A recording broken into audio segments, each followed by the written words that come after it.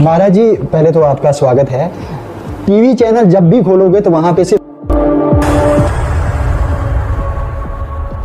Rafale उड़ रहा है। तो युद्ध होना चाहिए या नहीं होना चाहिए, इसमें कोई निर्णय तो सरकार ही करेगी। रास्ता निकल सकता है। प्रत्येक समस्या का युद्ध समाधान नहीं है, क्योंकि हमारे धर्म का जो सिद्धांत है वो वसुधैव कुटुंबकम का सिद्धांत है। हमारे धर्म में हम पूरे विश्व को कुटुंब मानते हैं जी। तो निर्दोष लोग मारे जाए ऐसा हम लोग नहीं चाहते, परंतु जो आतंकवादी है वो बच जाए वो भी हम नहीं चाहते। हमारे धर्म में तो यहाँ तक लिखा है, जो आतंकवादी अर्थात जो बिना कारण शस्त्र लेकर मारते हैं, धन हरण कर लेते हैं, स्त्रियों को लूट लेते हैं, उनको आतताई कहा गया है। तो आतताई और आतंकवादी एक जैसे ही है, और आतताई को बिना विचार किए मार देना चाहिए, इस प्रकार का धर्मशास्त्रों का आदेश है। तो हम ऐसा तो नहीं चाहते कि आतंकवादी बचे या उनको नहीं मारना चाहिए, परंतु ये भी नहीं चाहते कि आम जनता जो निर्दोष लोग हैं वो मारे जाए। तो उसके लिए अब युद्ध भी करना चाहिए या नहीं करना चाहिए, क्या परिस्थिति है वो तो अच्छी तरह से तो सरकार को ही पता है, परंतु आतंकवादियों पर कठोर कार्रवाई होनी चाहिए और पूरे विश्व से आतंकवादी समाप्त हो जाने चाहिए, ऐसा हम चाहते हैं। और इस बात पर पूरे विश्व को एक साथ में होना चाहिए, क्योंकि जो आतंकवाद है वो पूरे विश्व के लिए खतरा है। और अभी के समय में देखा जाए तो पाकिस्तान आतंकवादियों को बहुत ही ज़्यादा पनाह दे रहा है जी। आतंकवादी संगठन पाकिस्तान में बहुत है जी। तो भारत सरकार को चाहिए कि युद्ध के अलावा जितने भी उपाय हो सकते हैं जी, पहला कठोरता से वे उपाय काम में लेने चाहिए।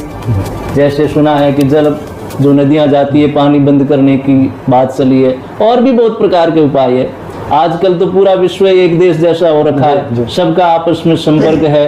तो और जो भी बड़े देश है, जो शांति की बात करने वाले देश है, उनके देश के अध्यक्ष है, राष्ट्रपति है, प्रधानमंत्री है, उन सब के साथ बात करके अच्छी तरह से इस विषय पर जांच करके कि आतंकवादी संगठनों को कौन पैदा कर रहा है, आतंकवादियों को कौन साथ दे रहा है, उन सब देशों पर कठोर कार्रवाई होनी चाहिए। फेसबुक यूट्यूब पे लोग जो आपको देख रहे हैं, कमेंट्स इस वक्त यही आ रहे हैं पूरे देश में कि जो पाकिस्तानी स्पॉन्सर्ड टेररिस्ट है उनको भारतीय मुसलमानों के साथ सांठगांठ हो रही है। और दूसरा, जो पाकिस्तान से भारत में मुसलमान आ रहे हैं 30-30 साल से, एक बार वो वीजा पे आ गए, 30-30 साल से यहाँ पे रह रहे हैं। आज जो 8-8 बच्चे वाली माताएं जो भारत में जो है विराजमान हैं, वो जो है सांठगांठ करके बैठे हुए हैं। तो इस गंदगी को साफ करने की आवश्यकता नहीं है क्या? हाँ, ये तो बिल्कुल यहाँ से जाने चाहिए। जो घुसपैठी है, अनधिकृत भारत देश में आकर बैठ गए हैं, उन पे तो कठोर कार्रवाई होनी चाहिए। अभी देखो सब देशों के सामने अमेरिका ने कार्रवाई नहीं की क्या? जब अमेरिका कार्रवाई कर सकता है तो भारत क्यों नहीं कर सकता? बड़ी कठोरता से कार्रवाई होनी चाहिए। और मुझे तो बड़ा आश्चर्य आता है कि अपना एक आधार कार्ड बनने के लिए इतने वर्ष लग गए, अभी तक सबका आधार कार्ड नहीं बना। अभी तक ऐसा लगता है सबका आधार कार्ड नहीं बना। तो ये सरकार की बहुत बड़ी ढिलाई है, होनी चाहिए। कौन सी सरकार?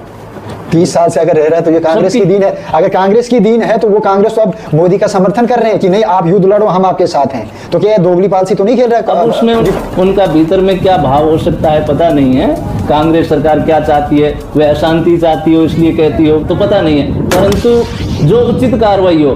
हाँ, डर के मारे युद्ध से पीछे नहीं रहना है। यदि आवश्यकता पड़ती है तो युद्ध के लिए तो हमारी सेना हमेशा तैयार है और रहना भी चाहिए। सैनिक का यही कर्तव्य है, देशवासियों का भी यही कर्तव्य है। हम डरपोक थोड़ी है। भारत देश के योद्धा है, भारत देश के निवासी है, सैनिक है, सब शूरवीर है, युद्ध के लिए हमेशा तैयार रहते हैं। पर युद्ध अंतिम विकल्प है। यदि आवश्यकता पड़ती है तो युद्ध जोर शोर से होगा, होना भी चाहिए, परंतु युद्ध अंतिम है। उससे पहले जितने भी विकल्प है, जितने भी उपाय है, हमें करने चाहिए और आतंकवाद को समाप्त करना चाहिए। इसमें सबको एक साथ में होना चाहिए।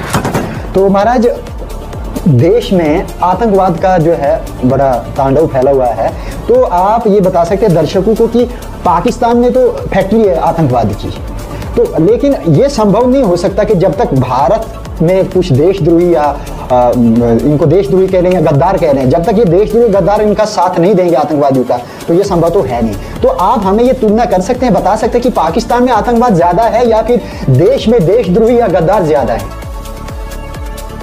इसमें गिनती तो नहीं बता सकते सही रूप से, परंतु पाकिस्तान में आतंकवादी भी बहुत है और भारत में देशद्रोही भी बहुत है, पर इसलिए गिनती नहीं बता सकते कि संख्या कहाँ पे कितनी है, परंतु है, यहाँ पर भी बहुत है, वहाँ पर भी बहुत है। तो सरकार से यही कहना है कि जो आतंकवादियों का साथ देने वाले लोग भारत में हैं, उन पर इतनी कठोरता से कार्रवाई करें कि आतंकवादी सुनकर भी डर जाए। कि पाकिस्तान ने 1000 से भी ज्यादा दरगाह बंद कर दिए, क्यों? क्योंकि वहां पर कुरान की शिक्षा दी जाती है और लोगों को ये पता है, बता रहे हैं कि कुरान के माध्यम से टेररिज्म को की शिक्षा पढ़ा रहे हैं। तो ये जो है कैसा मतलब क्या ये इसको गुरुकुलम से आप कैसे देखोगे? क्या गुरुकुलम में भी ऐसे हो सकता है? नहीं, मदरसों के नाम पर यदि आतंकवाद की शिक्षा दी जाती है तो ये बहुत गलत है और इस पर कार्रवाई करनी चाहिए। जो दूसरे देश है जी, संयुक्त राष्ट्र संघ है या मानवतावादी संगठन है, उन सबको जांच करनी चाहिए। पाकिस्तान में या और किसी देश में पढ़ाई के नाम पर यदि आतंकवाद सिखाया जाता है तो उन पर कठोरता से कार्रवाई करनी चाहिए। और ये आतंकवाद है केवल भारत के लिए खतरा नहीं है, ये पूरी मानवता के लिए खतरा है। इसलिए इस विषय में सभी देशों को एक साथ में मिलकर के कठोर कार्रवाई करनी चाहिए।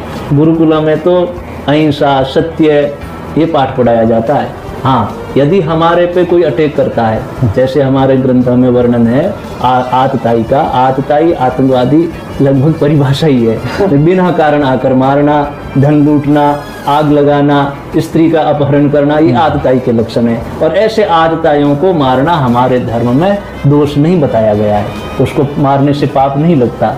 इसलिए कार्रवाई तो कठोरता से होनी चाहिए और युद्ध से हम डरते नहीं हैं। हमारे सैनिक भी शूरवीर है और जो भारत में प्रेम रखने वाले हैं, निष्ठा रखने वाले हैं, वो लोग भी शूरवीर है।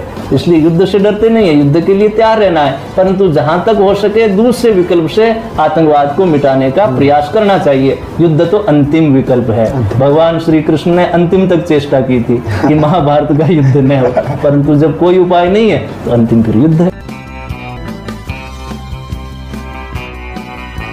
अभी तो महाराज जी एनसीईआरटी के सिलेबस में एनसीईआरटी ने मुगलों की हिस्ट्री खत्म कर दी, जितने भी चैप्टर्स थे खत्म कर दिए, उसमें महाकुंभ डाल दिया। तो लोगों का ये भी रिएक्शन आ रहा है कि महाकुंभ की जगह टेररिज्म का साथ नहीं देना चाहिए, ये भी चैप्टर आ जाता ताकि हमारे देश में जो देशद्रोही गद्दार हैं उनको भी ये पाठ पढ़ाया सीख पाते कि हमें जो है टेररिस्ट गतिविधियों को। पुरानी पढ़ाई में जो लुटेरे हैं, जो आतताई है, जो आक्रांता बनकर देश में आए हैं, भारत में लूट मचाई है, उनको अच्छे गिन करके उनका इतिहास पढ़ाया गया, तो वो गलत है। जो आतताई है, लुटेरे हैं, उनको आक्रांताओं के रूप में ही बताना चाहिए कि ये देश को लूटने के लिए आए थे और लूट के चले गए और आज भी लूटपाट हो रही है। तो जैसा था वैसा ही बताना चाहिए और बच्चों को तो अच्छी शिक्षा देनी चाहिए जिससे वे देश की उन्नति कर सके, अपने भविष्य की उन्नति कर सके। ईमानदारी है, शूरवीरता है, साहस है, सत्य है, अहिंसा है, कर्तव्य निष्ठा है, ये शिक्षा होनी चाहिए। बहुत बहुत धन्यवाद महाराज जी, आपने इतना समय दिया दर्शकों को। जितने भी दर्शक देख रहे थे आपको, आपके आभारी हैं सभी। महाराज जी का यह कहना कि पहले देश की सुरक्षा तभी संभव हो पाती है जब देश में अच्छी शिक्षा का प्रावधान हो। तो आतंकवाद साथ नहीं देना चाहिए, हमें कूटनीति और राजनीति दोनों का विश्लेषण करना चाहिए, फिर जाके जो है युद्ध करना चाहिए। युद्ध को बढ़ावा नहीं देना।